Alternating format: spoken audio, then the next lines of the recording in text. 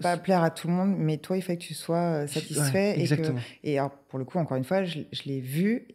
C'est pas que je m'attendais à rien, dans le sens où on se connaissait pas personnellement depuis 20 ans. Ouais. Effectivement, je connaissais les paramètres on était deux, il n'y avait pas de budget. Je me suis dit, ok, je veux voir ce qui... J'ai été bouche bée de la qualité de l'image, du jeu des comédiens, de tout, en fait. Ça d'être vraiment projeté dans un film qui sort en salle là, quoi. C'est-à-dire que c'est ça qui est assez incroyable et qui te fait sortir des émotions encore plus, parce que je connais ton histoire et tu vas nous raconter un peu les obstacles que justement tu as rencontrés pendant le tournage, parce qu'il y en a eu plus d'un. Et ça ne s'est pas ressenti dans le film à aucun moment. On a l'impression vraiment qu'il y a du budget, que tu as eu plein d'aides, que vous êtes 1000 derrière une caméra. Et c'est ça qui est hyper beau dans ce projet-là, c'est qu'on ne sent à aucun moment le côté c'est mon premier, j'ai pas de pognon.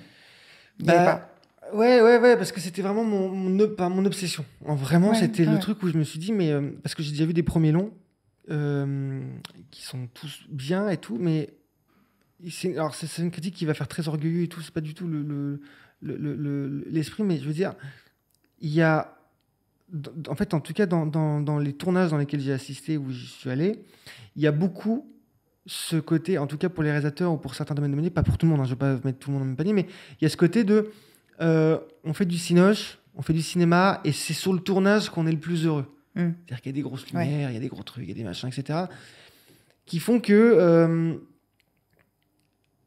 on n'est pas sur le moment présent, entre guillemets. Alors, évidemment que ça fonctionne beaucoup. Enfin, ça va faire très critique les autres, pas du tout. Parce qu'il y a des gens à qui ça fonctionne très bien et qui font des trucs que je rêverais de faire, tu vois.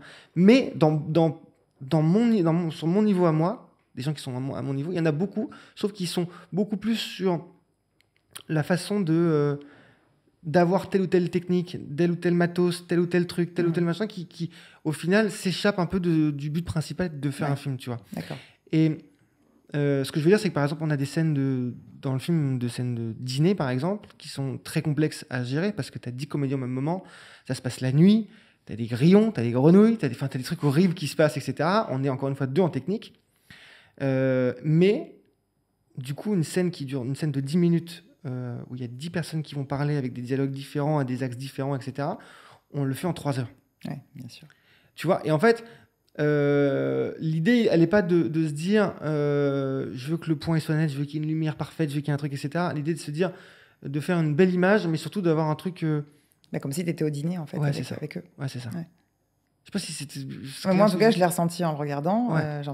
J'ai envie de partir en vacances avec cette bande, et j'ai l'impression d'être dans ce dîner-là et de manger ce qu'ils mangent. Enfin, donc c'est super bien réussi, en tout cas à ce niveau-là. Au niveau des obstacles que tu as rencontrés, vraiment avec des exemples concrets, les peurs que tu as pu avoir, les blocages que tu as pu avoir. Donc, ok, on ne parle plus là du problème de finances, parce que tu t'es démerdé avec ce que tu avais. Mais qu'est-ce qui a été pour toi le plus dur, en fait, à gérer au niveau de... Au-delà de l'inconnu, il y a eu en plein milieu du défi, donc c'est un défi d'1 an, mon père est tombé malade en octobre. Fin octobre. Il tombe malade, il était déjà un peu malade, il était insuffisant rénal, mais bref, il tombe malade, et c'était la personne qui suivait le projet de ouf. Et c'était un peu, pour mes 2 parents, pour ma mère aussi, mais c'était un peu, encore une fois, celui qui m'a insufflé la passion du ciné. Mon père décède en 1 mois. Wow. Donc, petite période compliquée. Une période très compliquée même.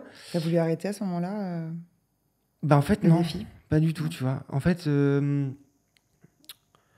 ce moment-là, je me suis dit, des drames, tout le monde en vit, tu vois. Il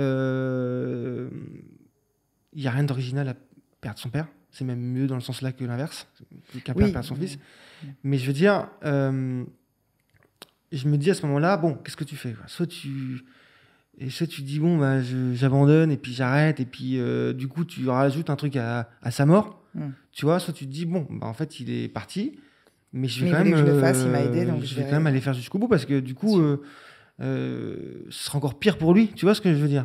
Parce que lui, il a suivi un truc qui a commencé, et ici, il suivait les followers, il se disait, ah, t'as pris 200 abonnés cette fois, il était trop content de ça, tu vois. Et donc, je me dis, bon, en tout cas, peu importe ce qui s'est passé là, je vis mon truc à fond, J'avance. mon deuil à fond. Mais par contre, c'est zéro. En fait, encore plus maintenant, tu vois. Genre, c'est impossible que, à cause de lui, je fasse pas ce projet, tu vois, entre guillemets. Tu vois, c'est pas envisageable que, parce que mon père soit mort, donc qu'il soit lui responsable du fait que j'abandonne un long métrage. Et tu vois, c'est pas du tout à la base comme ça que ça devait se passer. C'était lui qui m'aidait à le faire en m'aidant, en faisant ça. Donc je prends sur moi, je dis rien, tac. Ça a changé des choses quand même chez toi sur le tournage quand tu as repris Bah ouais, parce que ça, t'arrivais à gérer tes émotions. Il y avait des choses qui avaient un peu changé chez toi. Ouais, il y a beaucoup de choses qui ont changé. Moi, le scénario est adapté un petit peu à ça parce que du coup, adapté. C'est-à-dire que je parle pas de deuil dans le film, mais il y a une cassure à un moment donné.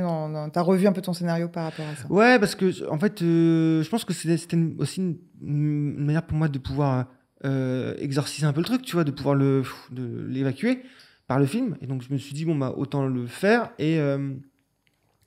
Mais à ce moment-là, tu réalises pas trop en vrai ce qui se passe. T'es dans le projet, tu réalises pas, tu sais que il y a un truc horrible qui se passe. T'es évidemment très triste, mais encore une fois, c'est normal, tu vois. Mais tu te dis là, il faut que ça aille au bout, quoi, tu vois. Donc après, tu t'en fous de savoir si ça va. En fait, c'est ça. C'est qu'à ce moment-là, je m'en fous de savoir si le film va avoir une vie, s'il va me permettre de. En fait, il y a un peu ce truc-là, tu vois. C'est-à-dire que depuis que je suis à Paris, en tout cas depuis que j'ai la possibilité de pouvoir faire ce que j'aime, je me suis toujours mis comme objectif de réussir parce que je le devais, parce que machin, etc. Tu vois, plus que de faire des films. Et quand il y a eu ce truc-là, quand il y a eu le décès de mon père à mi-parcours, je suis passé un peu en me disant, en fait, c'est pas grave si le film il cartonne pas, si le film en fait, mais par contre, je dois faire le film, tu vois. Et c'est pour ça que j'ai été au bout, un peu. D'accord. Alors qu'avant, j'allais pas trop au bout des choses parce que pas de sous, pas de ça, compliqué, dur, machin, etc. D'autres idées. T'as changé un peu ta philosophie aussi. Avec ce. Non, mais exactement. Ton père, de son papa, quoi. Ouais. Et du coup, tu es obligé de faire avec, tu vois. Tu es obligé de faire avec et le tournage s'est très bien passé. Et du coup, je me suis servi de ça comme énergie plutôt positive, quoi. Tu vois. Monter un projet seul, comme tu l'as fait, ça demande beaucoup, beaucoup de discipline, quand même. Je sais pas ce qu'il y a de plus discipliné, tu vois. T'as pas une hygiène de vie incroyable? Si, non, mais je veux dire, je suis pas quelqu'un de méthodologique, je suis pas quelqu'un de. En fait, ma question, c'était est-ce que tu as structuré en fait tes journées, ton travail? Est-ce qu'il y a eu tu vois, tu avais besoin d'écrire chaque jour, ou est-ce que c'est vraiment en total freestyle? Je laisse parler le côté artistique sans arrêt, ou est-ce que tu as eu besoin quand même de structure? Non, je suis en freestyle un peu, mais contenu par mes angoisses. D'accord. C'est-à-dire que si je bosse pas une journée... T'as tes limites, quoi. Je dors pas bien le soir, tu vois. Ouais. Donc en fait, c'est surtout ça qui me contient. Et donc du coup, autant s'en servir, tu vois. Et donc je me sers beaucoup de ça. Donc je suis structuré, sans être discipliné. Tu vois ce que je veux dire? C'est-à-dire que je vais écrire beaucoup le matin. C'était les codes de ton école, tout ça? Enfin, quand tu écris ton scénario, etc., est-ce que tu respectes le côté scolaire? Non, pas du tout. Pas du tout. Tu fais vraiment à ta sauce. Ouais. D'accord. Pas du tout. J'écris des scènes un petit peu... je sais où est-ce que je veux aller, je sais ce que je veux raconter. Et des fois, j'écris des scènes, il y a plein de trucs que j'écris qui sont pas du tout dans le film, qui n'ont même pas été tournés. J'écris plein de trucs et je me dis, bon... En fait, le film, il est aussi adapté à ça. C'est-à-dire que le film, c'est l'histoire d'un groupe de potes qui part en vacances et qui vont faire un concours d'activités. Donc, chacun va avoir des activités. Donc, ces activités-là, elles permettent aussi pour moi de pouvoir écrire plein de trucs, sans que ça ait une influence réelle sur le scénar, tu vois, mais qui ait quand même une influence globale. Mais en tout cas, dans ce qui se passe dans l'activité, c'est indépendant de ce qui se passe dans le film, tu vois. Donc, en fait, j'ai structuré aussi le film en partie comme ça pour que... Maintenant, il y a le côté émotion, il y a le côté on se marre, il y a le côté... Il y a de tout. Hein. Ouais. On n'est pas que sur ton actrice principale, voilà, on sent qu'elle est très torturée, justement, par ce côté artistique aussi. Exactement. Elle se cherche en tant qu'artiste, en tant que photographe. Ouais. Et puis, il y a ce côté complètement déconne, histoire personnelle de potes, de couple. Il y a un mélange de plein de choses, quoi. Ouais, c'est vraiment des vacances que tu partages avec eux. C'est exactement ce que je voulais, Je voulais qu'on parte en vacances avec des gens, mais qui est quand même un fond intéressant. Enfin, je voulais quand même raconter un truc, quoi. Ouais. Comment comptes-tu diffuser ton film? Parce que donc là, il est en montage.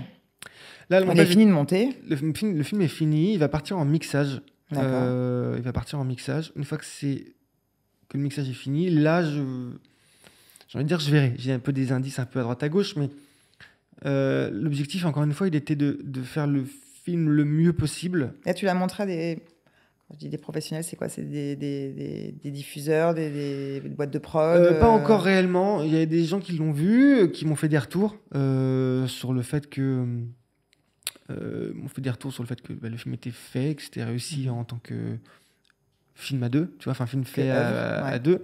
Mais j'ai pas eu encore de réponse réelle parce que non plus c'était plus pour être rassuré, tu vois. J'ai contacté pour dire qu'est-ce que vous en pensez, est-ce que c'est réussi là-dessus. Il y a Laurent Stork qui est l'ancien directeur des programmes de TF1 avec qui j'ai beaucoup écrit de films, en tout cas de projets et de pièces de théâtre, qui l'a vu et j'ai eu le coup de tampon, si tu veux, le film est réussi techniquement. Il m'a fait des retours sur le scénar, un peu moins bon, mais en tout cas techniquement, le film m'a dit que c'était c'est un film qui donne l'illusion d'être un film à gros budget. C'est ça. Donc ça, c'était vraiment... c'est vraiment content. Donc après, où est-ce que je cherche à le diffuser? On verra. L'idée, évidemment, que j'adorerais qu'il sorte au cinéma. Il sortira. C'est ça que tu vises comme c'est cinéma. C'est pas les plateformes, parce qu'aujourd'hui, on a quand même... Si. Non, mais je suis absolument fermé à rien. L'idée, c'est de se dire, j'ai envie que le film soit vu. Donc en fait, peu importe. Le cinéma, c'est un peu pour moi. C'est un côté où je me dis, je serais trop content que le film sorte au cinéma parce que c'est un peu un coup de tampon aussi, quoi. Tu te dis, il y a mon film au ciné. Donc il sortira, on fera une première au cinéma. Qui sera une première privée, tu vois, où on invitera les gens qui ont participé au don, parce qu'on a fait un crowdfunding, tu vois. Mais... Ça, tu l'as fait via les réseaux, c'est ça? Ouais, exactement. Ouais. Et tu as eu pas mal d'aides? On a eu, je crois qu'on a eu 6 000 €, comme ça, qui a permis de payer la bouffe, principalement. Et donc, ces gens-là, en fait, comment ça marche, le crowdfunding? En fait, tu demandes de l'aide c'est ça. En gros, à des gens et ils doivent retrouver leur argent ou pas du tout? Juste, non, pas du tout. C'est vraiment un acte de générosité. Il y a une contrepartie quand même. Oui, c'est de la générosité pure. Ouais. Ils seront invités à l'avant-première, tout ça, mais... Ouais, c'est ça. Ils sont invités à l'avant-première. Ils ont accès au pré-montage. Enfin, ils ont accès à plein de choses. Mm-hmm. Mais non, c'est de la générosité. C'est juste qui veut nous aider, quoi. Il y avait combien de personnes pour 6 000 €? Alors ça, je ne saurais pas te dire. Je crois qu'il y a une trentaine de personnes. Et du coup, tu as un contact régulier avec ces gens-là? Tu te dois quelque chose ou... Non, pas encore, mais là, ça va le faire. C'est le projet qui arrive parce que... En fait, ça a été... c'est pas que ça a été oublié, parce que je n'oublie pas que les gens qui nous ont aidés, pas du tout. Mais c'est que, en fait, la plus grosse difficulté technique pour le film, il a été sur la post-production. Un truc que je n'ai pas du tout anticipé, parce que comme je viens du court-métrage, monter un long-métrage, je pensais que c'était monter un court-métrage en plus long, tu vois. En fait, pas du tout. Et du coup, c'est ce qui a pris le plus de temps, où là, on est seulement encore en train de terminer, tu vois. Le fait d'avoir un regard objectif. Donc, ça m'a pris énormément de temps psychologique sur le montage. Donc, on ne sait pas qu'on a mis de côté ça, mais on s'est dit, on finit le film, et après, on fera tout ce qu'il faut pour les gens qui ont donné, parce qu'évidemment, on est redevable de ouf, tu vois, et c'est normal. Parce que c'est des gens qui ont donné, c'est de la générosité pure, encore une fois.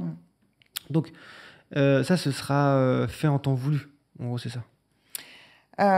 Quel regard, du coup, avec là, ce que tu viens de vivre en étant seul, et peut-être tu as eu des contacts et une vision peut-être nouvelle, un regard neuf en tout cas sur le monde de la distribution et du cinéma français.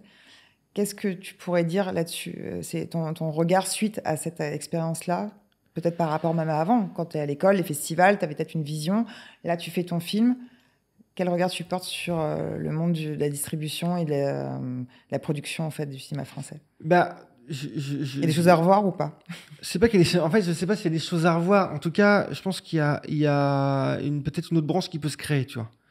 Dans le sens où alors, même si nous, c'était quand même intense, etc., et qu'on a tourné... encore une fois à 2, parce que si on aurait pu le faire à 3-4, ça aurait été mieux. S'il y a plus de temps, ça aurait été mieux. Plus d'argent, ça aurait été mieux. Mais je pense qu'il faut un peu revoir... Enfin, je me dis, il y a quand même des films qui sont à énorme budget. Il y a des films qui sortent à... sûrement que c'est... Et qui pourraient faire avec moins. En fait, je me dis, tu as des films qui sortent à 15 millions d'euros de budget.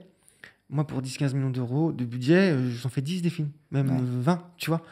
Alors, ça ne veut pas dire, évidemment, si demain on me demande de faire un péplum ou machin, évidemment oui, bien sûr. Machin. Mais il y a des choses des fois où je me dis, il y a assez, en fait, il y a assez de gens passionnés, de gens qui en veulent pour avoir juste ce qu'il faut pour faire des belles choses. Donc aider un peu plus en fait ceux qui ont des idées et du talent. Ouais. Enfin, on peut pas juste avoir une idée et Non, mais c'est pas ça. s'y connaître, mais effectivement avoir une. Ouais, exactement. Et tu vois, le film. Porte de sortie pour ceux. Enfin, une porte d'entrée plutôt. Ah, c'est ça. Pour ceux qui veulent le faire avec pas beaucoup de budget, mais qui peuvent faire des merveilles, quoi. Ouais, en fait, je me dis, tu vois, encore une fois, le long, c'est sans prétention, mais je veux dire, si on a quelque chose à reprocher, ce sera au niveau du scénar. Ouais. Tu vois, on pourra dire, bon, ça ne me touche pas, Oui, ou j'ai bien pas sûr. du tout aimé le film, ou machin. Bon. Mais je me dis, demain, tu mets plusieurs auteurs. Plusieurs auteurs sur un projet, avec un projet très solide qui est validé par des boîtes de prod, etc., des diffuseurs. Bah, tu te dis, bon, bah, ce film-là, on peut peut-être vous le faire pour 500 000 euros ou 400 000 euros, ou beaucoup moins cher que des sommes astronomiques qu'il y a aujourd'hui. Et pour un peu le même résultat technique. Alors, évidemment, il y a forcément une limitation à ce que je dis. On ne pourra pas aller... on peut pas tout faire dans ce truc-là. Tu vois, on ne pourra pas faire Interstellar. Mais il y a des choses, je pense, qui sont un peu à revoir dans le sens où... on est des milliers, comme moi, à se dire... les gars, pour rien, on peut vous faire des films qui auront peut-être une chance de plaire, tu vois. C'est surtout ça. Je suis pas sûr que ce soit l'argent qui fasse le... Donc en fait, plus il y a d'argent, moins il y a de débrouille. Et toi, en fait, ce que tu as fait, c'est que tu as réussi à te débrouiller, à trouver... Il y a même un génie créatif, en fait, derrière tout ça, parce que tu n'as pas de budget, donc il va falloir trouver en fait, des solutions pour telle ou telle chose. Mais je pense que plus il y a d'argent, moins il y a de passion. Ouais. En vrai, tu vois. Je pense qu'il y a moins de ce côté... tu vois, par exemple, j'ai une anecdote sur le film de Spielberg, donc Les Dents de la Mer, avec le requin. Ils avaient eu un problème mécanique avec l'animatronique. Et donc, pour pouvoir quand même tourner, Spielberg a dit, bon, bah, vu qu'on ne peut pas montrer le requin, on va faire un truc avec des bouées. Je sais pas si tu connais cette anecdote. Non. En gros, ils devaient montrer le requin plus souvent dans le film, sauf que comme ils ont eu ce problème technique, ils ont dit, bon, bah, on va dire que le requin, il s'est pris l'aileron dans des bouées. Et du coup, à la place de voir le requin, on va voir des bouées, tu vois. Et c'est ce qui fait le génie du film. C'est ce qui fait qu'aujourd'hui, quand tu regardes le film, tu te dis, ah, c'est trop intelligent d'avoir fait, de pas montrer le requin, de machin et tout, alors que c'était un problème technique à la base. Et je trouve que ce genre de choses, ça montre que, en fait, t'as pas besoin d'avoir 50 millions d'euros pour pouvoir faire un projet. T'as juste à avoir envie de véhiculer une émotion. Tu vois, c'est ça que je veux dire. Bien sûr. Je sais pas si c'est bien dit. Oui, c'est très bien dit. C'est vrai, ouais. Quel état d'esprit faut-il avoir, selon toi, pour réussir à créer quelque chose à partir de rien ? Il faut être hyper leader, fonceur, ou c'est juste la passion qui parle et on... Je pense que, bon, pour moi, c'est la passion en vrai. Ouais. Tu sais, moi, j'ai aucun autre argument. J'ai pas pour objectif d'être célèbre. Et toi, dans ton état d'esprit à toi, dans ta personnalité, ouais. Même qu'on aurait pu te dire depuis tout petit, hein, en disant, toi, tu vas faire des... Tu vois, tu sens les gens qui sont des locomotives, tu sens les gens qui sont un peu suiveurs, etc. Toi, tu as quelle personnalité par rapport... Tu as la passion, ça, on le sait, tu as le talent, mais tu te considères un petit peu comment au niveau de ta place dans la chaîne alimentaire, tu vois. C'est-à-dire que tu es un leader, tu es quelqu'un qui peut amener les gens avec toi, ou tu es plutôt un peu effacé, timide, et t'attends que les gens viennent... Je pense que ça varie selon la situation et le projet. Je ne suis pas un leader, genre tout le temps à dire on va faire ça, tu vois. Mais en fait, je pense qu'encore une fois, ça dépend de ce qui t'anime. Moi, j'ai vraiment, encore une fois, pour ce projet-là, et je le prends vraiment comme exemple, forcément, mais genre, il y avait... En fait... c'est pas que je m'en foutais des gens, mais c'est qu'à un moment donné, il y a juste, je peux pas faire autrement qu'aller au bout de ce truc. En fait, il y a pas de, c'est juste pour moi, avec ma propre. Il n'y a pas d'option. Enfin, il y a pas d'option. En fait, c'est-à-dire que si les gens m'avaient dit bon maintenant, ben en fait, je serais allé tout seul et j'aurais sorti quelque chose, tu vois. Donc, je pense pas avoir un leader dans le sens où oui, forcément, j'ai fédéré des gens, je leur ai donné envie de faire le projet et que ça a fonctionné. Mais je veux dire. C'est pas du tout... je me dis pas... Je sais pas comment expliquer. Ce que je veux dire, c'est qu'à ce moment-là, c'est juste... Soit vous participez avec moi et on le fait ensemble, et vous avez forcément des trucs à trouver dans ce projet-là et ça va être trop cool. Soit c'est pas grave, en fait. C'est pas grave si ça vous plaît pas, si ça vous voulez pas, si machin et tout. Donc, je pense que ça dépend du projet, ça dépend de ce que tu as en toi à ce moment-là. Je sais pas si j'arrive pas à me faire comprendre, mais je veux dire... Donc, ce que tu as appris sur toi, là, c'est quoi vraiment par rapport à... Là, on n'est pas à l'heure du bilan, mais quand même un petit peu, même si le film n'est pas sorti. Qu'est-ce que tu as appris sur toi, vraiment? C'est que j'ai pas fait le film pour des résultats autres que les miens. D'accord. Tu vois, avant, je faisais ça. Avant de faire ce film-là, enfin, du coup, je ne le faisais pas, mais c'était pour le but d'être... Regardez-moi, s'il vous plaît, regardez ce que je fais. Regardez-moi, s'il vous plaît. Tu vois, j'ai fait des films, j'ai fait un court-métrage qui a cartonné. Tu cherches plus, en fait. Ouais, en fait, en tout cas, pour ce projet-là, et aussi par rapport au décès de mon père, tu vois, c'est ce qui fait que ça te remet un peu la tête en place, tu vois. Tu te dis, bon, à la place de secouer les branches en disant, coucou, regardez-moi, s'il vous plaît, je me dis, moi, je m'en fous, en fait. Machin, moi, je vais faire mon truc. Si le film est vu, tant mieux. Oui, tant mieux. Mais moi, je l'aurais fait, tu vois. Et en tout cas, par rapport à avant, maintenant, j'ai fait un long métrage, quoi. Alors que, avant, je l'avais pas fait. Tu vois. Mais ouais, je pense que c'est ça vraiment un peu En tout cas, moi, ce qui m'a permis d'aller au bout de ce truc et d'en être fier, c'est et ça s'est pas fait consciemment, je me suis pas forcé à le faire, tu vois. C'est de se dire, je m'en fous, vraiment, si c'est vu et si on me reconnaît, et si des boîtes de prod se disent, ce gars-là, j'ai envie de travailler avec lui, je m'en fous. En tous les cas, j'aurais fait ce truc-là. Si après ça permet de faire ça, ce sera du plus, tu vois, mais l'objectif, il est de faire les choses, quoi. Et en vrai, si le film, il a aucune vie, admettons, le film marche pas du tout. Imagine. Et je referai un deuxième, tu vois. Ouais. Tu vois, en fait, je suis déjà même en train de réfléchir à ce que je pourrais faire après, alors qu'on n'a même pas essayé de se servir de ce truc-là, tu vois.